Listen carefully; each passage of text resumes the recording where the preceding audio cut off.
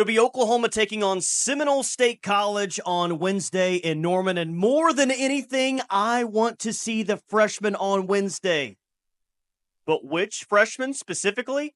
I'll get into that here in just a couple of moments. It is OU and Seminole State, 6:30. No TV designated for this. No ESPN Plus, no SEC Network. I know it's unfortunate, but there's only one way to see OU play a softball game this week, whether it's the game on Wednesday or the doubleheader on Saturday. You got to be at Love's Field. No TV designation for any of the games. But Seminole State comes in. Former Sooner Amber Flores is the head coach. And if you don't know about Amber Flores and her career at Oklahoma, do yourself a favor and go look that up. She was incredible. Not one, not two, a 3-time All-American for the Sooners, 2-time Big 12 Player of the Year. And it's so cool to see Amber Flores doing her thing at Seminole State. And they're a really, really good junior college program in the state of Oklahoma. Real quick rundown on Seminole State, what the Sooners are facing on Wednesday. Seminole State lost 21-1 at Arkansas earlier in the fall. They lost 14-0 to Oklahoma State in 10 innings earlier this fall. But like I said, they're a really good junior college program and one of the best JUCO programs that you're going to find in the region. 41-10 a year ago, 23-1 in conference, and they're definitely going to have some players that you're going to see at the Division I level next year. But let's get to three things that I want to see from the Sooners tomorrow, and let's start with those freshmen. I love watching these freshmen. They've been amazing so far throughout fall ball, but there's 6 freshmen in particular that I want to see. Which 2 are you excluding from the list? Well, I'm excluding Tia Malloy and Gabby Garcia. No, obviously, I don't think that they're the worst of the freshmen. In fact, I think they're probably the best of the freshmen right now. You saw both those players as starters last week at Texas A&M Commerce. I think that we're going to see all of the freshmen on Wednesday, at least all the freshmen that are healthy and able to play. But I feel like, Tia Malloy's going to be a main contributor on this team. Gabby Garcia could be your starting shortstop. So it's not that I don't want to see those players. I do, but I want to see more of Katie Lee McKay. I want to see more of Cheney Hilton. I want to see more of Sydney Barker. I want to see more of Riley Zakay. Hopefully Corey Hicks is healthy. And yeah, I want to see more Audrey Lowry. Look, those are the names that maybe aren't as talked about as much as Malloy and Garcia right now. But we saw it last year. You got to have an entire roster to get through an entire season. And though Malloy and Garcia may look like the 2 freshmen that are most poised right now to be starters every day in the lineup, Katie Lee McKay is going to have her moments and her opportunities this year. Same thing for Helton, same thing for Barker, and same thing for every other freshman that I just mentioned here. The team last year, who was incredible, will go down maybe as the best of all time. There were 2 true freshmen who essentially started just about every single game and were main contributors last year. That can absolutely be the case this year, and it can absolutely be a freshman class that starts several games outside of Malloy and Garcia.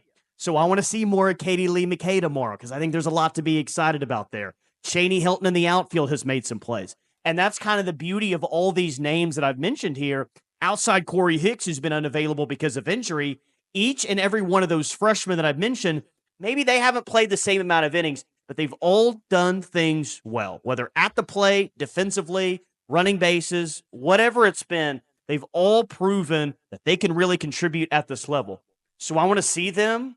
And I want to see what they can do. And I want to see them continue to do really good things and build up confidence because that freshman class is extremely capable. Top to bottom, that freshman class is extremely capable. And like I said, each one has had some good moments. I want to see Audrey Lowry go out there in another game and go out there and dominate. And she had dominant stuff last week against Texas A&M Commerce. Really, really liked what I saw from Audrey Lowry. She looked calm. She looked poised. She looked in command. Let's see that again against a really, really good JUCO team in Seminole State. So watching all the freshmen, every single one, I think they're all going to get opportunities. I think they're all going to get innings. We're really excited to see what they can do at the plate, what they can do defensively, and what they can do in the circle as well. Number 2 for me, second biggest thing that I'm going to be watching Wednesday night against Seminole State, it's the defense. Look, let's be honest. You should overpower this team. Arkansas did it. Oklahoma State did it. Oklahoma should do it. And don't be surprised if on Wednesday you see the amount of home runs that you did for Oklahoma last week against Texas A&M Commerce. Seminole State has some really good players, and me saying that is in no way disrespect to their program. They're going to play high-level softball at their level this year. And they've got a lot of players going to play high-level softball next year. But the regular season schedule will obviously pose a more difficult challenge this year than what Oklahoma's going to face on Wednesday. So show me some good, solid defense, right?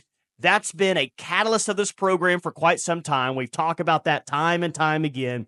You may see better pitching, you may see better hitting, but one thing that you can really create in a Wednesday night fall game like this is if you're just clean defensively and you make the routine plays.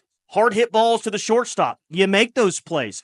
Hard hit balls between first and second base, you're able to come up with outs. Routine plays in the outfields, you're able to have those. This team up to this point defensively, and we're still relatively early on in the fall season, but I think overall the defense has been solid. It hasn't been spectacular. It hasn't been great. It's been solid. There's some plays that they would probably like to have back. They have made some extraordinary plays along the way, but I want to see them be even more consistent defensively against a team that's going to have some players that will be able to hit and will put the ball in play. Starters, backups, inning 1 through however many innings you play, whether it's 10 innings tomorrow, 7 innings, whatever it is, you look sharp defensively up and down the entire roster, because I'm excited to see what the defense can do tomorrow night with the amount of opportunities that I think that they're going to get. And if we're talking about a 5th consecutive national championship, and we're talking about another team next year that can win another national championship, they're going to have to do it because of great defense once again. It's been the catalyst of the program.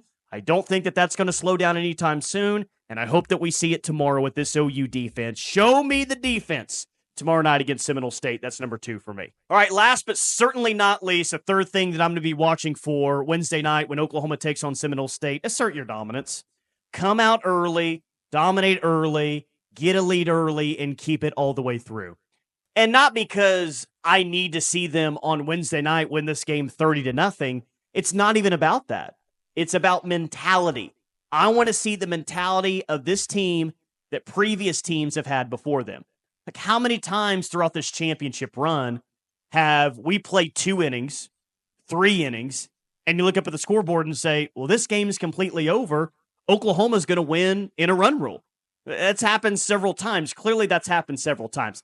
Yes, that's because of talent, but that's also because of mentality. That's also because of mindset, championship mindset. We hear it all the time with this program. But go out and deliver that knockout blow in the first 2 to 3 innings like we've seen so much from this team. No, we're not going to be talking about a huge win over Seminole State if this team goes on and does some really good things next year. But I want that mentality to start now. I don't want it to start it in 2025 when the season starts. I don't want any of that. I want this team to come out and say, it does not matter who we play. It is in the fall. This does not count against our win-loss record. But whoever we play, we want to dominate them, and we want to dominate early. We don't want to win. It's not about winning on Wednesday night. It's about coming out, playing fast, getting an early lead, getting first inning runs, and continue to pile and pile and pile on top of that. More than anything, to me, that is a mentality, and I want to see this team have it like they did last week against Texas A&M Commerce. So those are my 3. Drop your 3 in the comments for an honorable mention. I mean, come on, Sam Landry. If I were to look at things right now, I think Sam Landry is your ace to start the season. I think she's been really good. She's been your best. She's been your most consistent pitcher. If they play this game like they played last week against Texas A&M Commerce, Sam Landry will get the start. Maybe Patty Gasso wants to switch it up a little bit. Maybe she gives Audrey Lowry the start. Maybe she gives Kirsten Deal the start. Whatever. Sam Landry is going to pitch tomorrow. And whether it's as a starter or whether it's in a relief, I want to continue to see Sam Landry stack really good performances because I think she's got the stuff. I think she's got the ability to be this team's ace and a really, really powerful arm in the SEC.